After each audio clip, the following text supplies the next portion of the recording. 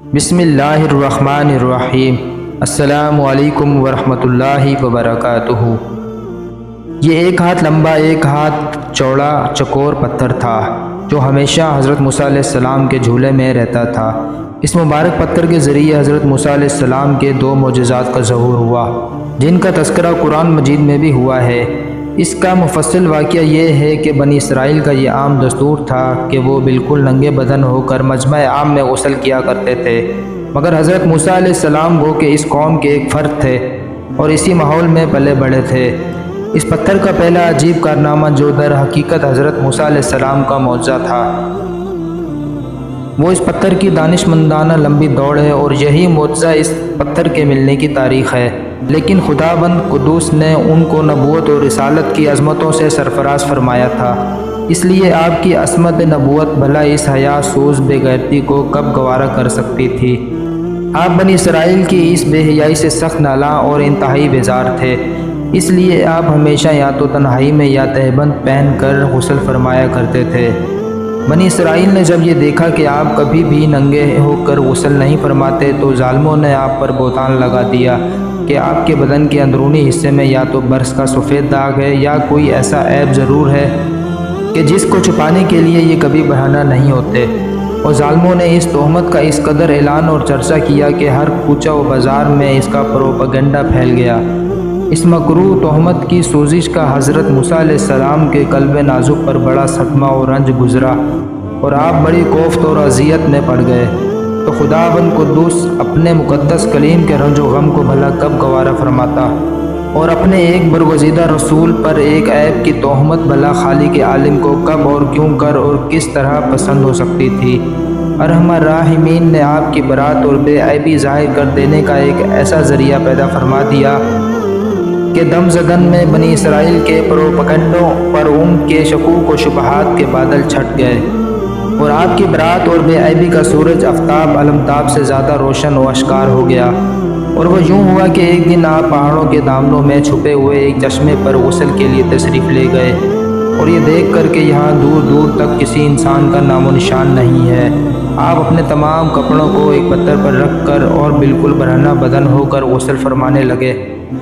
غسل کے بعد جب آپ اپنے لباس پہننے کے لیے پتھر کے پاس پہنچے تو کیا دیکھا کہ وہ پتھر آپ کے کپڑوں کو لیے ہوئے سرپٹ بھاگا چلا جا رہا ہے۔ یہ دیکھ کر حضرت موسیٰ علیہ السلام بھی اس پتھر کے پیچھے پیچھے دوڑنے لگے کہ ثوبی حجر ثوبی حجر، یعنی اے پتھر میرا کپڑا، اے پتھر میرا کپڑا، مگر یہ پتھر برابر بھاگتا رہا، یہاں تک کہ شہر کی بڑی بڑی سڑکوں سے گزرتا ہوا گلی کوچوں میں پہنچ گیا، اور آپ بھی برہنہ بدن ہونے کی حالت میں برابر پتھر کو دوڑاتے چلے گئے۔ اس طرح بنی اسرائیل کے ہر چھوٹے بڑے نے اپنی آنکھوں سے دیکھ لیا کہ سر سے پاؤں تک آپ کے مقدس بدن میں کہیں بھی کوئی عیب نہیں ہے، بلکہ آپ کے جسم اقدس کا ہر حصہ حسن و جمال میں اس قدر نقطۂ کمال کو پہنچا ہوا ہے کہ عام انسانوں میں اس کی مثال تقریباً محال ہے۔ چنانچہ بنی اسرائیل کے ہر فرد کی زبان پر یہی جملہ تھا کہ واللہ ما بموسیٰ من باس، یعنی خدا کی قسم موسیٰ بالکل ہی بے عیب ہیں۔ جب یہ پتھر پوری طرح حضرت موسیٰ علیہ السلام کی برات کا اعلان کر چکا تو وہ خود بخود ٹھہر گیا۔ آپ نے جلدی سے اپنا لباس پہن لیا اور اس پتھر کو اٹھا کر اپنے جھولے میں رکھ لیا۔ اللہ تعالیٰ نے اس واقعے کا ذکر قرآن مجید میں اس طرح بیان فرمایا۔ ترجمہ کنز الایمان۔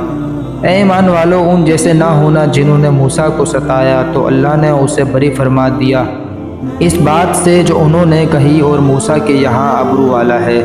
میدان طیہ میں اس پتھر پر حضرت موسیٰ علیہ السلام نے اپنا عصا مار دیا تھا تو اس میں سے 12 چشمے جاری ہو گئے تھے، جس کے پانی کو 40 برس تک بنی اسرائیل میدان طیہ میں استعمال کرتے رہے، جس کا پورا واقعہ پہلے گزر چکا ہے۔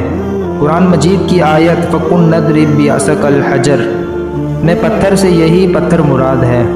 معجزات کے منکرین جو ہر چیز کو اپنی ناقص عقل کی اینک ہی سے دیکھا کرتے ہیں، اس پتھر سے پانی کے چشموں کا جاری ہونا محال قرار دے کر اس معجزے کا انکار کرتے ہیں اور کہتے ہیں کہ ہماری عقل اس کو قبول نہیں کر سکتی کہ اتنے چھوٹے سے پتھر سے 12 چشمے جاری ہو گئے، حالانکہ یہ منکرین اپنی آنکھوں سے دیکھ رہے ہیں کہ بعض پتھروں میں خداوند تعالیٰ نے یہ تاثیر پیدا فرما دی ہے کہ وہ بال موڑ دیتے ہیں، بعض پتھروں کا یہ اثر ہے کہ وہ سر کو تیز اور ترش بنا دیتے ہیں۔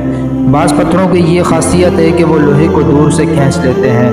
بعض پتھروں سے موذی جانور بھاگ جاتے ہیں۔ بعض پتھروں سے جانوروں کا زہر اتر جاتا ہے۔ بعض پتھر دل کی دھڑکن کے لیے تریاک ہیں۔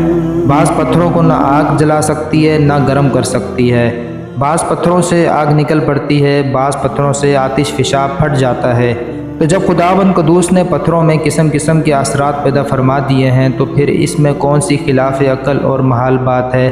حضرت موسیٰ علیہ السلام کے اس پتھر میں اللہ تعالیٰ نے یہ اثر بخش دیا اور اس میں یہ خاصیت عطا فرما دی کہ وہ زمین کے اندر سے پانی جذب کر کے چشموں کی شکل میں باہر نکلتا رہے، یا اس پتھر میں یہ تاثیر ہو کہ جو ہوا اس پتھر سے ٹکراتی ہو وہ پانی بن کر مسلسل بہتی رہے۔ یہ خداوند قادر و قدیر کی قدرت ہے، ہرگز ہرگز نہ کوئی بعید ہے، نہ محال نہ خلاف عقل، لہٰذا اس معجزے پر ایمان لانا ضروریات دین میں سے ہے اور اس کا انکار کفر ہے۔ قرآن مجید میں ہے ترجمہ کنز الایمان، اور پتھروں میں تو کچھ وہ ہیں جن سے ندیاں بہہ نکلتی ہیں، اور کچھ وہ ہیں جو پھٹ جاتے ہیں تو ان سے پانی نکلتا ہے، اور کچھ وہ ہیں کہ اللہ کے در سے گر پڑتے ہیں۔ بہرحال پتھروں سے پانی نکلنا یہ روزانہ کا چشم دید مشاہدہ ہے، تو پھر بھلا حضرت موسیٰ علیہ السلام کے پتھر سے پانی کے چشموں کا جاری ہو جانا کیوں کر خلاف عقل اور محال قرار دیا جا سکتا ہے؟